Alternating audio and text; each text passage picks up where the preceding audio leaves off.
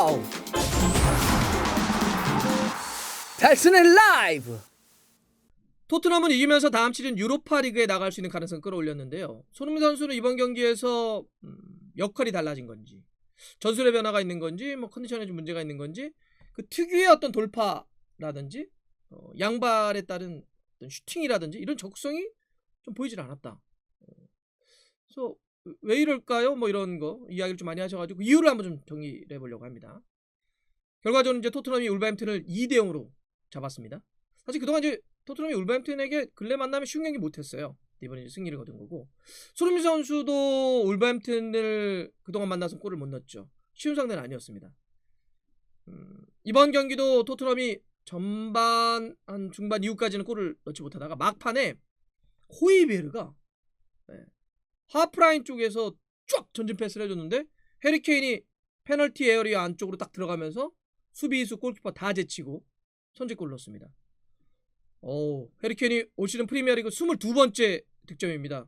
후반 들어서 62분에는 전체적으로 과정이 상당히 좋았는데 레길론이 굉장히 높은 위치까지 오버랩 치고 들어가서 태클까지 해가지고 볼 뺏어내가지고 손흥민 선수에게 줬고요.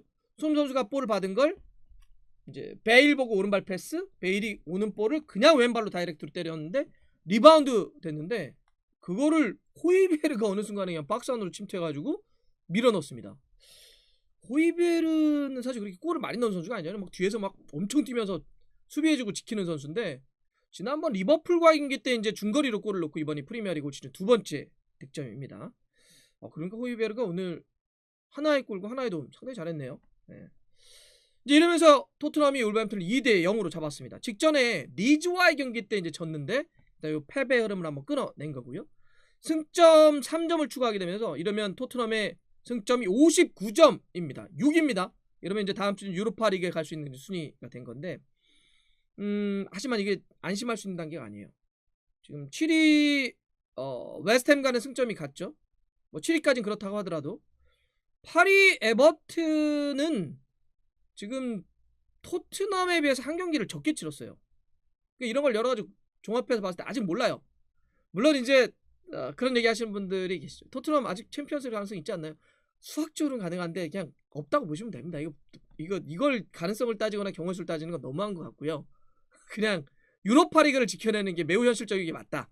근데 어쨌든 유로파 리그도 끝까지는 가봐야 된다. 그런 점에선 다가오는 이제 목요일 새벽에 아스톤 빌라와의 경기, 그다음에 이번 주 일요일이 올 시즌 프리미어리그 최종 라운드입니다. 23일 일요일 밤에 레스터와 경기라는 이제 두 경기 이렇게 남았거든요. 이 두 경기까지 토트넘이 잘 치러야지만 다음 시즌 유로파 리그에 갈 수가 있습니다.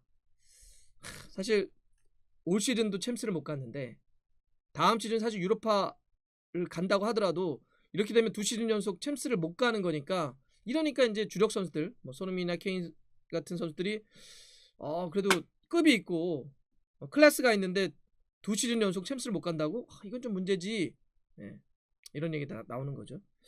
근데 무리뉴 감독이 떠나고 라이언 메이슨 감독 체제가 되면서 팀이 확실히 공격적으로 변했어요. 이번 경기도 이런 경기 이렇게 토트넘이 슈팅을 많이 때렸나 싶을 정도로 많이 때렸는데 점유율이 62% 대 38%로 토트넘이 한참 점유율을 오래 한 그런 경기였고요. 슈팅은 무려 24개 대 15개입니다. 아니 토트넘이 한 경기에서 24개 슈팅 때린 적이 있나요? 정말 많은 슈팅을 때렸고 이 중에 유효 슈팅은 13개나 때렸습니다. 확실히 무리뉴 감독 때하고는 완전 다른 축구다.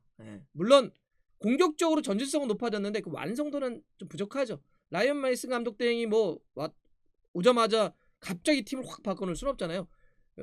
무게 중심을 공격적으로 바꿔놓긴 했는데 확실히 완성도는 조금 부족하긴 해요. 이거는 뭐 다음 시즌 이제 새로 오게 될 감독이 좀 목이 되겠죠. 그게 라이언 메이슨 감독이 그대로 주저앉을 수도 있고 다른 새로운 감독이 올 수도 있겠는데 이건 중장기적으로 좀 봐야 될 것 같습니다. 또 하나 눈에 띄는 건 이런 공격 축구의 전환과 더불어서 이날 경기에서 손흥민 선수의 움직임은 그다지 좋았다고 보긴 좀 어려울 것 같아요. 좀 막혔다? 이런 느낌이 좀 있었습니다.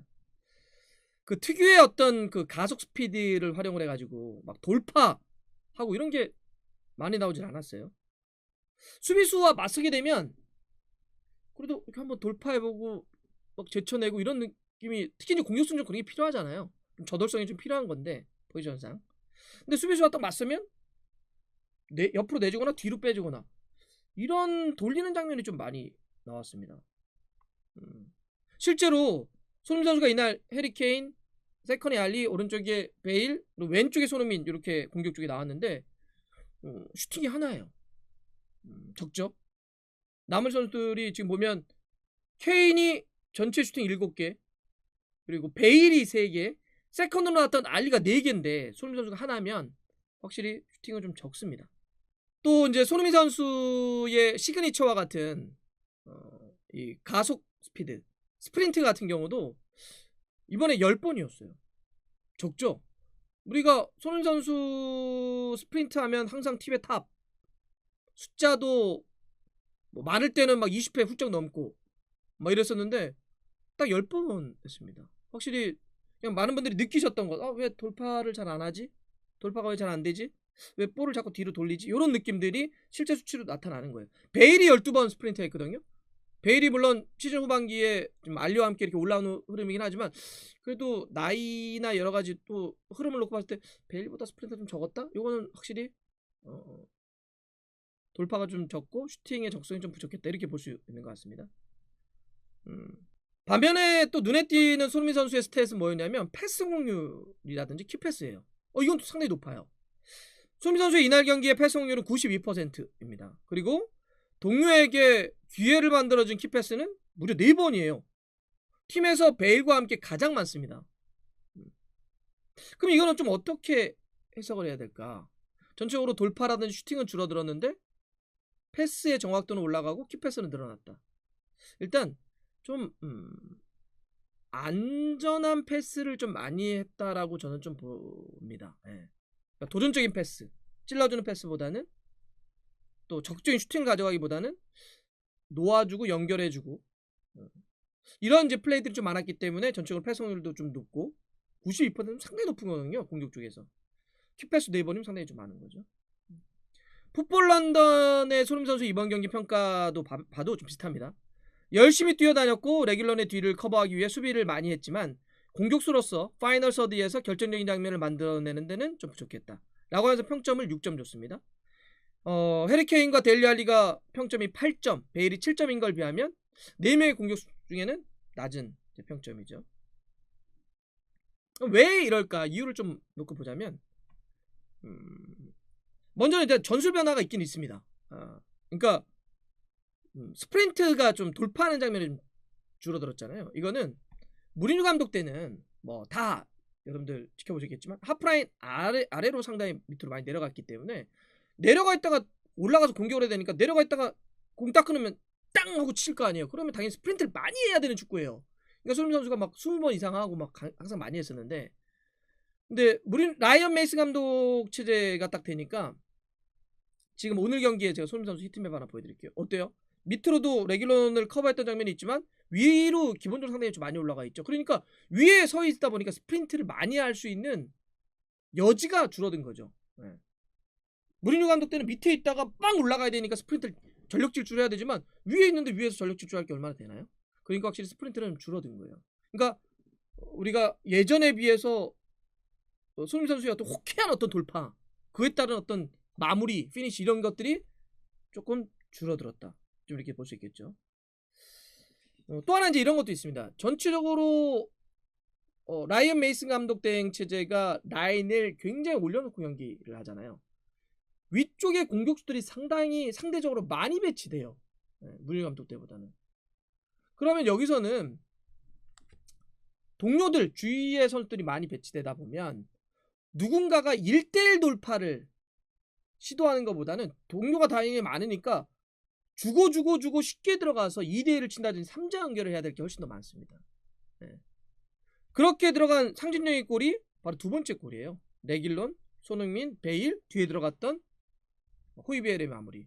이런 장면들이 더 필요하게 되는 거죠. 숫자가 많으니까. 숫자가 없으면 우리 팀이 공격이 2명이야. 상대가 4명이야. 그러면 당연히 2명밖에 없는 팀은 1대1 돌파를 통해서 벗겨내서 숫자를 만들어줘야 되잖아요. 근데 이제 라이언 메이슨 감독 대행에서는 라인을 다 올려놓고 공격 숫자가 많으니까 1대1을 치기보다는 줘야 되는 거죠. 그러한 역할, 전술 변화가 있다. 저는 근데 그럼에도 불구하고 손흥민 선수가 더 적극적으로 가야 된다고 봐요. 의도적으로. 이렇게만 가서는 안 돼요. 네. 저는 그것도 분명히 얘기하고 싶습니다. 그러니까 왜 이렇게 하는지, 스프린트가 준 거, 돌파가 준 거, 적극성이 준 거, 그다음에 내가 때리지 않아도 주위에 베일도 때릴 수 있고, 이제 알리도 때릴 수 있고, 케인도 때릴 수 있고, 뒤에서 또 나와서 뭐 레길론도 때릴 수 있고, 오버랩 들어와서, 또 아니면은 뭐 허리 쪽에 로셀소 다 때릴 수 있다고 하더라도 그래도 공격수는 때려야지만 수비수가 분산돼요. 특히나 지금처럼 베일이 올라오고 알리가 올라오고 손흥민 있고 케인이 있는 상태에서 수비를 양쪽에서 함께 찢어주지 않으면 중앙에서의 그 공간이 안 나오죠. 자꾸 돌파를 시도해줘야, 손흥민 선수와 베일이 돌파를 자꾸 시도해줘야 수비수가 찢어질 거 아니에요. 왜냐하면 돌파하는 선수를 누가 안 잡아요. 잡으려고 붙죠. 근데 여기가 돌파를 시도하지 않으면 당연히 거리를 두고 이 친구 패스할 거란 생각 때문에 붙지 않고 그대로 머물러 있습니다. 그러면 중앙에서, 결국 슈팅은 중앙에서 나와요. 중앙에서 수비가 밀집되기 때문에 결과적으로 슈팅을 못 때립니다.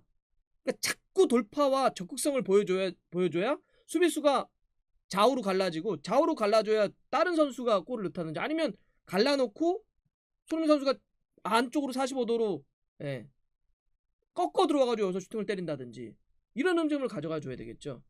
지금처럼 그냥 좀 주는 거로만 너무 많이, 물론 키패스 많이 하고 이런 거 좋은데 이거로만 가서는 좀 부족하다.